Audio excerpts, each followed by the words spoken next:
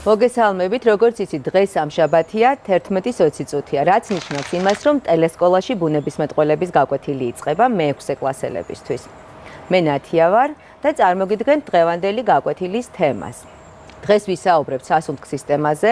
დღევანდელი გაკვეთილიდან თქვენ შეიტყობთ, რომელი ორგანოები არიან გაერთიანებული სასუნთქ სისტემაში, გავეცნობით ფილტვის აგებულებას, ნახავთ რა გზას გაივლის ჰაერი ცხვირიდან ფილტვებამდე, რა უპირატესობა აქვს ცხვირით სუნთქვას, პირით სუნთქვასთან შედარებით, როგორ სუნთქავენ დანარჩენი ცოცხალი ორგანიზმები. პირველ რიგში გავიხსენოთ წინა გაკვეთილი, სადაც ჩვენ ვისაუბრეთ თუ სად მდებარეობს ფილტვები, როგორი ფორმა აქვს ფილტს. ფილტს შეგახსენებთ, რომ მდებარეობს გულმკერდის ღრუში, წყვილი ორგანოა. მარცხენა ფილტვი მარჯვენასთან შედარებით ზომით უფრო პატარაა და ფორმითაც განსხვავდება, რადგან შეგვიძლია ვნახოთ შედარებით პატარაა მარცხენა ფილტვი მარჯვენასთან შედარებით, რადგან სწორედ ამ ნაწილში მდებარეობს გული, მარცხენა მხარეს. წინა გაკვეთილებზეც აღვნიშნეთ და კიდევ ერთხელ გავიმეორებ, რომ ზოგჯერ ერთი ორგანოს მუშაობა არ არის საკმარისი კონკრეტული ფუნქციების შესასრულებლად და ამიტომ ორგანოები ერთიანდებიან და ქმნიან ორგანოთა სისტემას. მოდით ვნახოთ ფილტვებთან ერთად კიდევ რომელი ორგანოები ქმნიან ადამიანში სასუნთქ სისტემას. დავაკვირდეთ ეკრანს, სადაც არის სასუნთქის სისტემა წარმოდგენილი თავისი ორგანოებით. როგორც ხედავთ, ფილტვებთან ერთად სასუნთქ სისტემაში შედის შემდეგი ორგანოები: ცხვირი, ცხვირხახა, ტრაქეა, ბრონქი, ბრონქიოლები და ალვეოლები. ამ ორგანოებს ზოგჯერ ჰაერგამტარ გზებსაც უწოდებენ, რადგან სწორედ ეს გზა უნდა გაიაროს ჰაერმა, ვიდრე ფილტვებამდე მიაღწევს. ანუ, როგორც უკვე აღვნიშნეთ, ფილტვები და ჰაერგამტარი ორგანოები ქმნიან სასუნთქ სისტემას. ჩვენს ორგანიზმში ჰაერი ფილტვებში შეიძლება მოხვდეს როგორც ცხვირის სახმარებით, ასევე შეგვიძლია შევისუნთქოთ პირიდანაც. მაგრამ ეხლა წარმოგიდგენთ, რა უპირატესობა აქვს ცხვირით სუნთქვას პირით სუნთქვასთან შედარებით. პირველ რიგში გეტყვით იმას, რომ ჩვენი ცხვირი ძგიდით გაყოფილია ორ ნაწილად. რაც ნიშნავს იმას, რომ უფრო მეტი ჰაერი მიეწოდება ორგანიზმს. მეორე, ცხვირის ღრუ დაფარულია უწვრილესი კაპილარებით, რომელშიც მოძრაობს სისხლი და შესაბამისად ცხვირის ღრუში მოხვედრილი ჰაერი სისხლის დახმარებით თბება. შესაბამისად უკვე გამთბარი სისხლი მიეწოდება ფილტვებს. და მესამე, ჩვენი ცხვირის ღრუ ამოფენილია ლორწოვანი გარსით, ასევე ცხვირში გვაქვს პაწეწუნა ბუსუსები, რომელსაც წამწამები ჰქვია და სწორედ მათი დახმარებით ჰაერი სუფთავდება მიკრობებისაგან და ფილტვებში უკვე გადადის გასუფთავებული მიკრობებისაგან გასუფთავებული ჰაერი. ანუ, როგორც მიხვდით, ცხვირით სუნთქვა ბევრად უფრო უპირატესია პირით სუნთქვასთან შედარებით, ამიტომ გირჩევთ ყოველთვის ისუნთქოთ სწორად, მიაქციეთ ყურადღება, როგორ სუნთქავთ. ისუნთქეთ სწორად და ისუნთქეთ ყოველთვის ცხვირით. მოდით ისევ დაუბრუნდეთ ჩვენს წინა ფოტოს და მინდა კარგად დააკვირდეთ, რომ როგორც უკვე გითხარით, ფილტვი შედგება პაწეწუნა ბუშტუკებისაგან, ალვეოლებისაგან. უფრო კარგად რომ წარმოიდგინოთ, დაახლოებით შეგვიძლია ფილტვი შევადაროთ ყურძნის მტევანს. როგორც ყურძნის მტევანი შედგება პატარ-პატარა მარცვლებისაგან, აი დაახლოებით ასე შეიძლება წარმოვიდგინოთ ფილტვები, რომელიც შედგება პაწეწუნა ბუშტუკებისაგან, რომელსაც ქვია ალვეოლები. ფოტოზე, ეკრანზე თქვენ კარგად ხედავთ, რომ ალვეოლები გარშემო შემოსაზღვრულია, ესე ვთქვათ, უწვრილესი სისხლძარღვებით, კაპილარებით. როდესაც ჩვენ ჩავისუნთქავთ ჰაერს და ეს ჰაერი ჟანგბადით მდიდარია, როგორც იცით, სწორედ აი ამ კაპილარებში ფილტვებიდან აი ამ კაპილარებში გადადის შემდეგ ჰაერი და მიეწოდება ჩვენს ორგანიზმს ჟანგბადი. იქიდან კი ნახშირორჟანგით დატვირთული სისხლი ისევ კაპილარების საშუალებით გადმოდის ფილტვებში და ამოსუნთქულ ჰაერთან ერთად ნახშირორჟანგი ტოვებს შემდეგ ჩვენს ორგანიზმს. გარდა ამისა, მინდა კიდევ ერთხელ დავაკვირდეთ აი ამ ჩვენს მოდელს, ფილტვების ქვეშ არის ესეთი თაღოვანი ორგანო, რომელსაც ქვია დიაფრაგმა.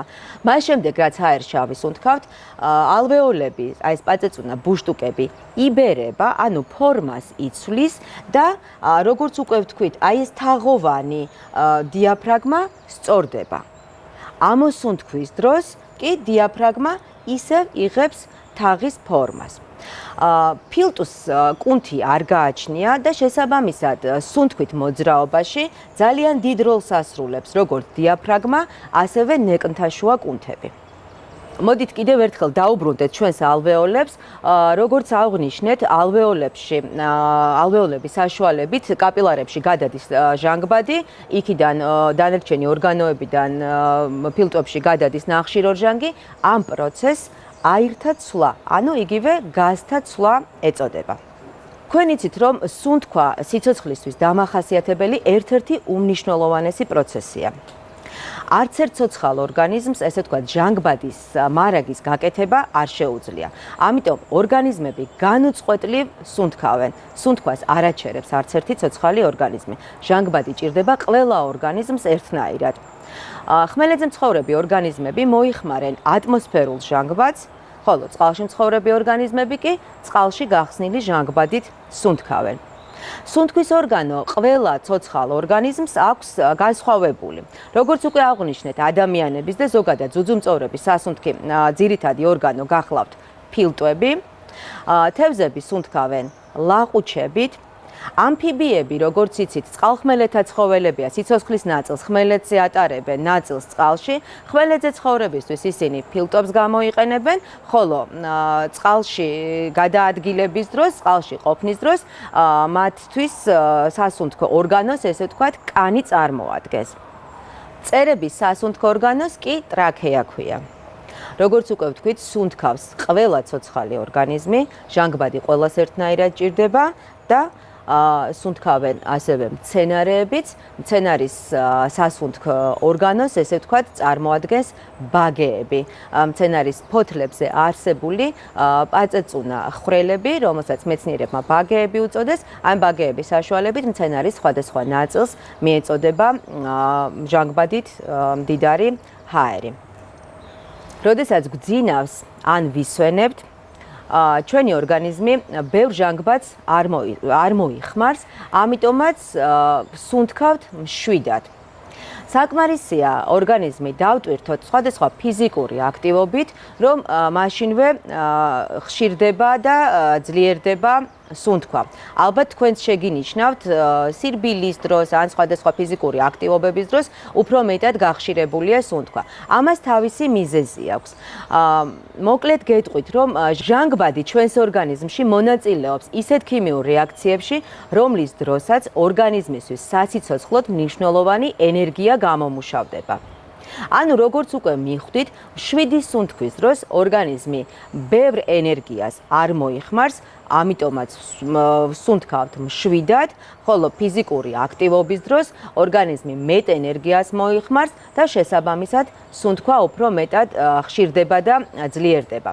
ერთი წუთის განმავლობაში ჩასუნთქვა ამოსუნთქვის პროცესს სუნთქვის სიხშირე ეწოდება. შეგიძლიათ გააკეთოთ მარტივი ექსპერიმენტი საკუთარ თავზე, დაჯექით მშვიდად, დაითვალეთ თქვენი სუნთქვის სიხშირე, დაიდეთ ხელი მაჯაზე, გაისინჯეთ პულსი, 1 წუთის განმავლობაში დათვალეთ თქვენი სუნთქვის სიხშირე 7 მდგომარეობაში. ამის შემდეგ გააკეთეთ 10 ან 15 ბუქნი და შემდეგ იგივე კიდევ გაიმეორეთ. იგივე მონაცემები ჩაიწერეთ თქვენს რვეულებში, გამოიტანეთ დასკვნა, ანუ რა დასკვნას გააკეთებთ ამ დროს, რატომ გაძლიერდა პულსის რაოდენობა, რა გახდა ამის მიზეზი. შეგიძლიათ რამოდენიმე მეგობარი გაერთიანდეთ და შეადაროთ ერთმანეთს თქვენი სუნთქვის სიხშირე. მოდით ახლა შევაჯამოთ დღევანდელი გაკვეთილი. ჩვენ დღეს ვისაუბრეთ სასუნთქ სისტემაზე, გავეცანით სასუნთქის სისტემის ორგანოებს. ნახეთ, რამდენად დიდი მნიშვნელობა აქვს სუნთქვას ჩვენი ორგანიზმისთვის. აქვე შეგახსენებთ იმასაც, რომ სუნთქვის დროს, რაც გაკვეთილის დასაწყისში აღვნიშნეთ, ჩვენი ორგანიზმი მარაგდება ჟანგბადი და ამ დროს სასუნთქის სისტემის გარდა ჩართულია სისხლის მიმოქცევის სისტემაც, ანუ ეს ორი სისტემა ერთნაირად ემსახურება, ესე ვთქვათ, ჩვენს ორგანიზმში, აი ამ გაზთა ცვლას და როგორც უკვე მიხვდით, ძალიან მნიშვნელოვანი სასიცოცხლო პროცესია და მინდა გაუფრთხილდეთ თქვენს ჯანმრთელობას, ისუნთქეთ ყოველთვის მშვიდად, ისუნთქეთ სუფთა ჰაერი და ეს გახლავთ მწეველი ადამიანის ფილტვი, ანუ როგორც ხედავთ, ერთ მხარეს წარმოდგენილია წითელი ფერი ჯანმრთელი ადამიანის ფილტვი, მეორე მხარეს ესეთი ნაცრისფერი ფერით გაქვთ წარმოდგენილი მწეველი ადამიანის ფილტვი. ასე რომ მოერიდეთ ისეთ გარემოში ყოფნას, სადაც თამბაქოს კვამლია და რაც ზიანს მიაყენებს თქვენს ჯანმრთელობას. სულ ეს იყო დღევანდელი გაკვეთილი. იმედია, ბევრი საინტერესო და სასარგებლო ინფორმაცია მიიღეთ. გემშვიდობებით, მომავალ შეხვედრამდე.